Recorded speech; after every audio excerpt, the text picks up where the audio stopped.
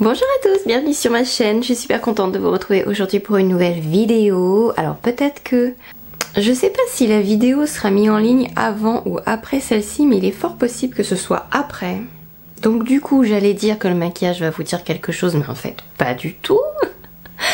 Le maquillage que je porte, ce sera la prochaine vidéo, donc ne la loupez pas si jamais le look vous plaît et vous intéresse. Ça va être un maquillage rapide à faire, simple. Voilà, donc ne loupez pas la prochaine vidéo si le make-up vous intéresse. Et la vidéo d'aujourd'hui, donc, on va parler de mes favoris du mois de septembre, tous les produits que j'ai aimé utiliser, que j'ai découvert, que j'aime et que voilà, je vais vous en parler et on commence tout de suite. Premier produit dont je vais vous parler, mon favori, que j'ai utilisé plein de fois jusqu'ici, que j'ai failli à un moment donné ne pas aimer, mais je pense que c'était plutôt avec la façon dont je l'ai appliqué que réellement le produit en lui-même. Comme quoi parfois, quand un produit ne fonctionne pas, essayez de vous demander ce que vous avez mis en soin en dessous, éventuellement comment vous l'avez appliqué. Ça peut avoir une grande importance dans le rendu, comment vous allez aimer le produit après, bref. Le fond de teint l'essentiel de Guerlain, j'adore ce fond de teint. Il y a une revue complète qui viendra bientôt, je continue à m'amuser avec, mais vraiment j'adore ce fond de teint.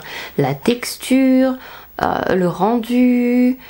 il peut avoir une très bonne couvrance ou être appliqué en légèreté, on le sent pas du tout sur le visage, les couleurs sont jolies, la tenue est très bonne, j'adore ce fond de teint.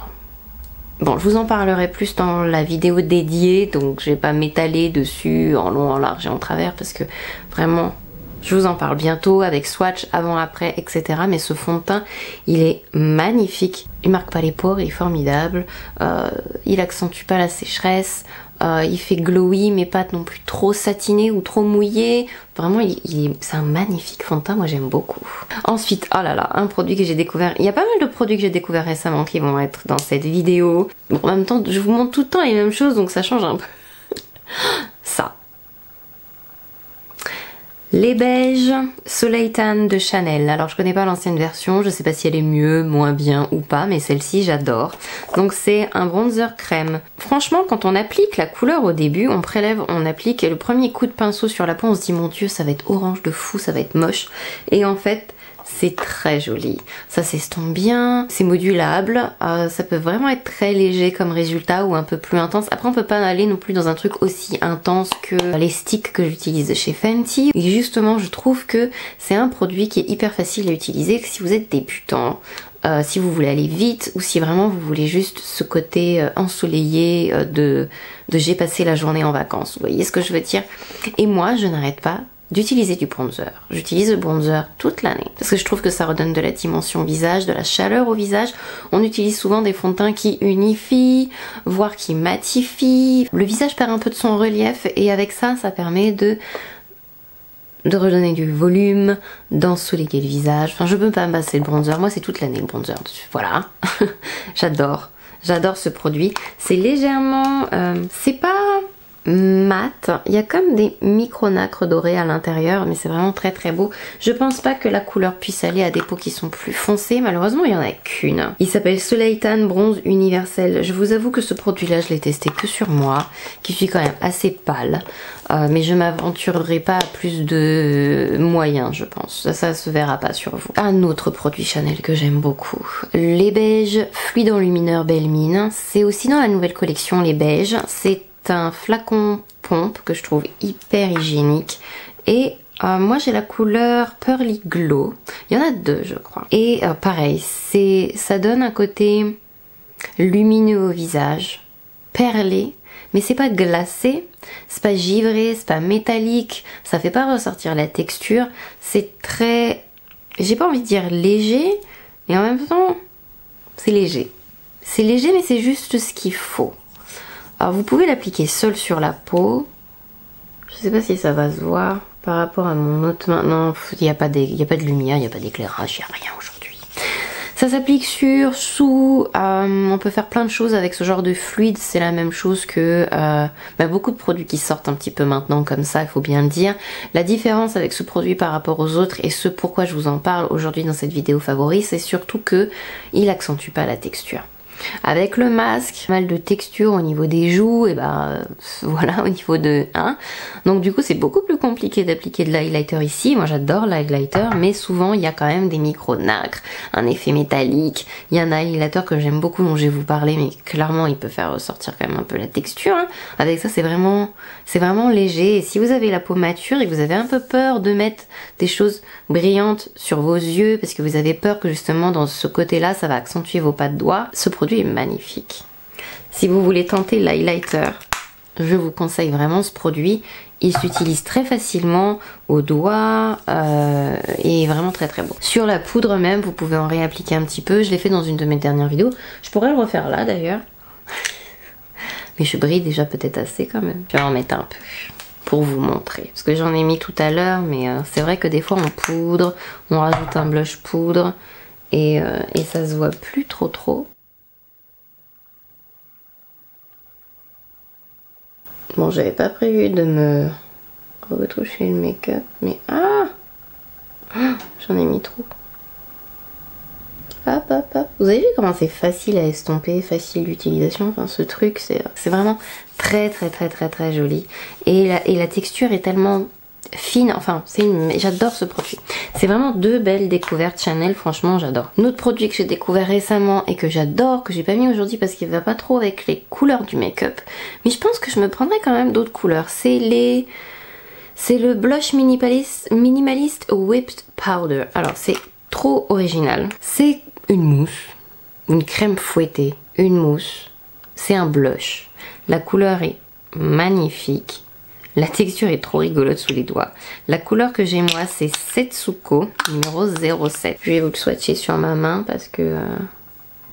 Bon, la couleur est magnifique. Je l'ai mise plusieurs fois. C'est facile à appliquer. Et sous les doigts, c'est vraiment très particulier. Mais ça fait beau. Et en fait, on se dit comme ça que ça une mousse, que la texture est tellement légère que ça va pas se voir sur les joues. Et en fait, c'est hyper pigmenté. Il en faut vraiment pas beaucoup. Le pot là va durer une éternité. Il en faut, mais là, j'en ai pris trop pour vous faire un swatch. J'en ai pris beaucoup trop. La couleur est tellement belle. Enfin bref. J'adore ce produit, il est vraiment très beau. Vraiment une très belle découverte si vous voulez tester les blushs crème, si vous voulez tester un blush facile à utiliser, voilà, il est magnifique. C'est un highlighter poudre. Il est magnifique. J'adore la texture. Je l'utilise pas beaucoup sur moi parce que la couleur est un chouïa foncé. Mais vraiment, il est très beau. Ça paye pas de mine comme ça. C'est un produit Wet n Wild. C'est le Mega Glow Highlighting Powder. La couleur que je possède, c'est Precious Petals. Faut que je vous montre. Ça, c'est un pinceau Wet n Wild aussi que j'ai eu. Bon, alors forcément... il est beaucoup plus métallique, donc si vous avez de la texture, ça va ressortir beaucoup plus. Donc faites un peu plus attention. Il est intense et il est très joli. Après on peut l'appliquer en légèreté, mais là je vois qu'il fait ressortir un peu plus la texture qu'avec le produit que j'ai mis avant.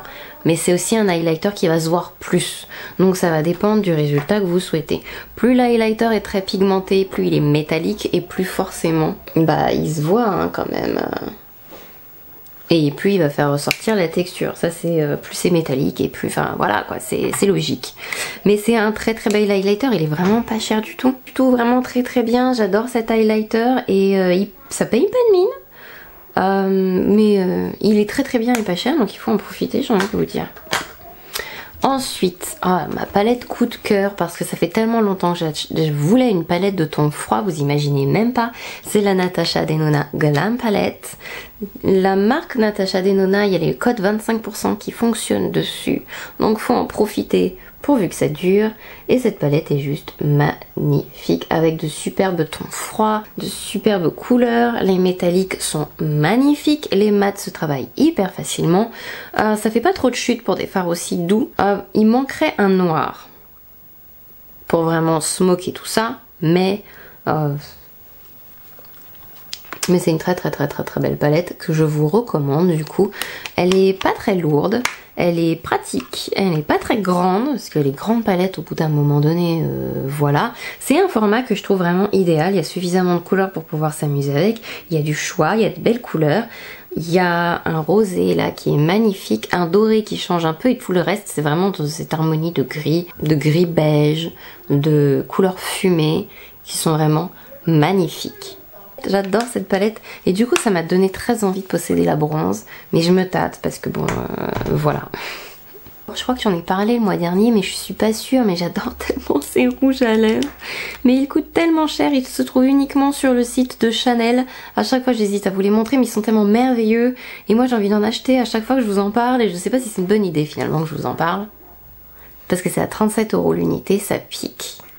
C'est une exclusivité, donc je disais Chanel, Corner Chanel. Ce sont les rouges duo ultra tenue gloss.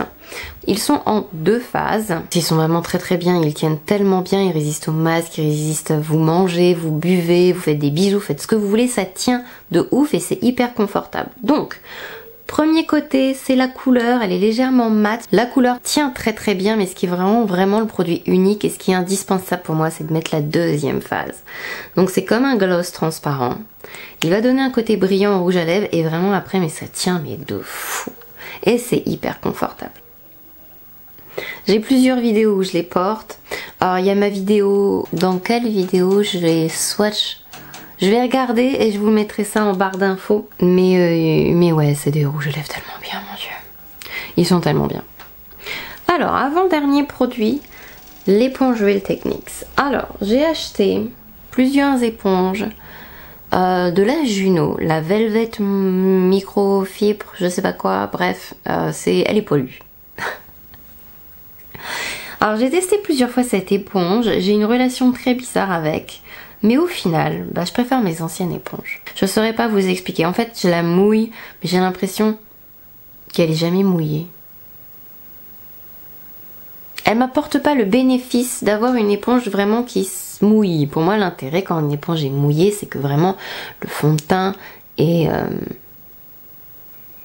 Je sais pas comment vous expliquer. Je suis embêtée là. Je préfère mes éponges Real Techniques. C'est mon éponge préférée. Elle est tout le temps en barre d'infos si ça vous intéresse. J'ai une liste de pinceaux et accessoires préférés.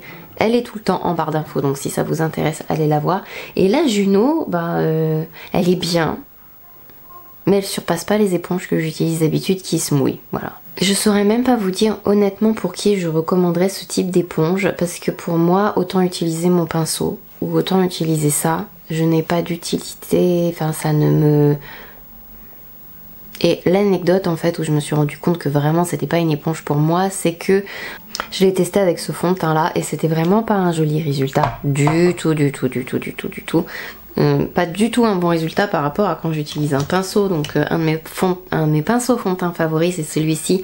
C'est le... oh mince, ça commence à disparaître.